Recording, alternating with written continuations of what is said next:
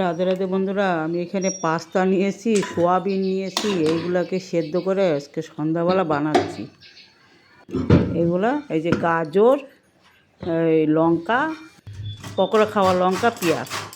গাজরটাকে এরকম বড়টা দিয়ে গ্রেট করে নিচ্ছি। এই লম্বা লম্বা পাতলা পাতলা হবে তো একদম মিলিয়ে যাবে। আর পেঁয়াজটাকেও এটা দিয়েই কাটবো, আর লঙ্কাটাকে চাকু দিয়ে কেটে নেব। এখন একটা টমেটো দিয়েছি, কাঁচা লঙ্কা, আর এটা ভাজা ভাজা হওয়ার পরে আমি সয়াবিনগুলো সেদ্ধ করে নিয়েছি, ওইটা দিয়ে দিই। এখন লঙ্কাটাকেও কেটে নিচ্ছি, পকোড়া খাওয়া লঙ্কাটাকেও ক্যাপসিকামের মতনই টেস্ট। আমি এখন সয়াবিনটাকে দিয়ে দিলাম, নুন হলুদ দিয়ে মেখে সয়াবিনটাকেও দিয়ে দিয়েছি। বাচ্চারা তো অনেক কিছু খেতে চায় না, এইভাবে সোয়াবিনগুলো পাস্তা দিয়ে বানাই দিলে না খেয়ে নেয় একদম।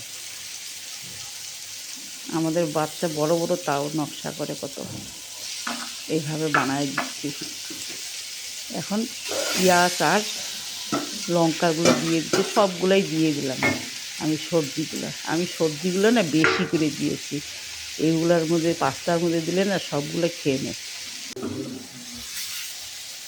অনেকটাই সবজি দিয়েছি, মানে আধা আধা, পাস্তা আধা, সবজি আধা।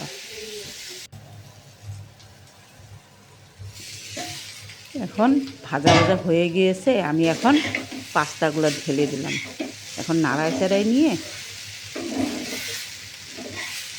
মশলা দিয়ে নামায় নিব। এখন মিলাইতে হবে ভালো করে। মিলায় পাস্তা মশলা এক প্যাকেট দিয়ে দিয়েছি, এটাও ভালো করে মিলায় নিব। মিলাই নিয়ে এইভাবে পাস্তা রান্না করলে না খেতেও ভালো লাগে। বেশি সবজি দিলে না, এই যে গাজর পেঁয়াজ দিলে না খেতে খুব ভালো লাগে। সোয়াবিনও দিয়েছি, খেতে খুব টেস্টি হয়। আমার পাস্তাটা যদি রান্নাটা ভালো লাগে না, লাইক দিবেন একটা। আমি ভালো করে মিলাই নিলাম। এখন আমি ধনিয়া পাতা দেবো, একটু সস দেবো, নামায় নেব।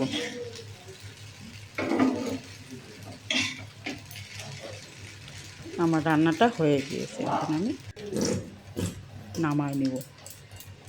সস দিচ্ছি, সস দিয়ে নামায় নেব। এইভাবে ডিম ছাড়াও বানানো যায়। সোয়াবিন দিয়ে আজকে আমি বানিয়ে নিয়েছি, ডিম দিয়েও তো ভালো লাগে। এই যে আমার পাস্তাটা হয়ে গিয়েছে।